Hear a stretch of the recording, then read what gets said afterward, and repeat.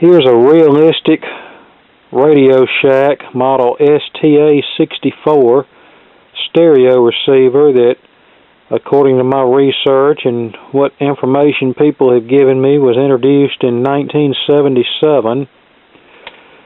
And I don't remember what the price was right offhand, but I think it was around $250 back then, which was a lot of money in 1977. But let's face it, electronics back then were usually built better than this junk they make now. This is just a basic little receiver that's, I think, rated at 16 watts per channel. But don't laugh, some of these smaller receivers from the 70s were actually very impressive. And this receiver has inputs for a cassette deck, a magnetic phono cartridge, and an auxiliary input, which could be used for a CD player, 8-track player, pretty much anything with a line level input. And this also has, of course, a built-in AM/FM tuner. You can hook up to 4 speakers to this receiver.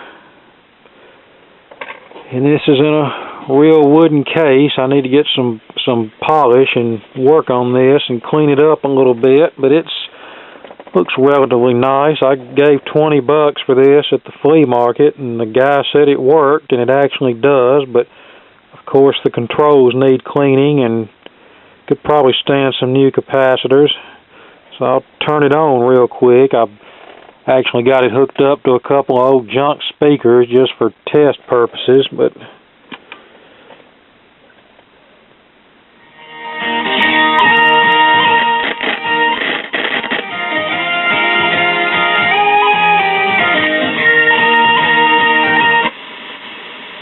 claim to be complete. Learning to survive and he's heal.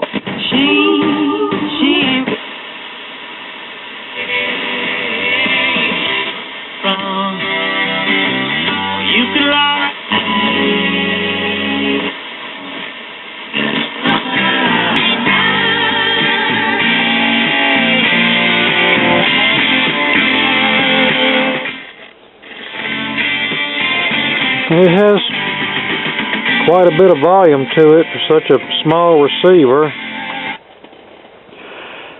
And you know, looking at this receiver makes me think about the old days of Radio Shack, which would have been, for me, the 1980s and early 1990s. And I know some of you watching this have memories of Radio Shack long before then, but I remember back in the 80s and 90s, Radio Shack carried a wide assortment of electronic parts, and I remember those little all-in-one electronic kits that you could get there. I actually had several of those over the years.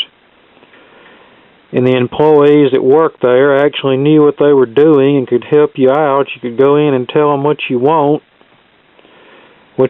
and they could find it for you. Today, about all Radio Shack is good for is selling cellular telephones, and sometimes I question how good they are at that. And the idiots they've got working there, most of them don't know their butt from a hole in the ground. In fact, I went in there the other day to buy some shop supplies, and the female cashier and one of her friends was in the store just carrying on a loud conversation about who was sleeping with who and whose butt was going to get kicked if they didn't straighten out, and there was some profanity mixed in there. And I'm thinking to myself, a long time ago this sort of thing would have never happened. You don't behave like that when you have customers in the store. But anyway, that's another story. I mean, let's face it, customer service has gone to heck in a handbasket. But anyway, you get the idea. Radio Shack is not near the store it used to be, unfortunately, and I only go in there when I absolutely have to. But anyway, let's open this receiver up and have a look at under the hood and see what we've got here. I actually think this receiver was built by Foster Electronics. I know they built a lot of receivers for Radio Shack, and This particular model was built in Korea.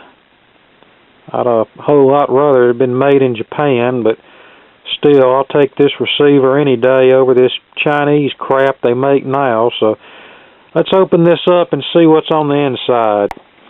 Okay, here's the inside of the receiver, which appears to be fairly clean on the inside.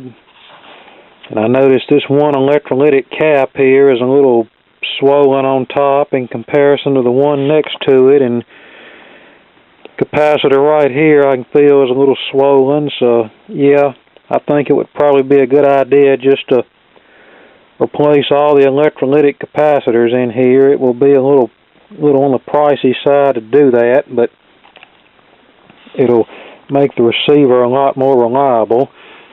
And as you can see, it uses standard, regular old-fashioned discrete output transistors, no STK packs to worry about blowing out on you and not being able to find them. Okay, and here's the, flip this up here and I'll show you the underside of the chassis.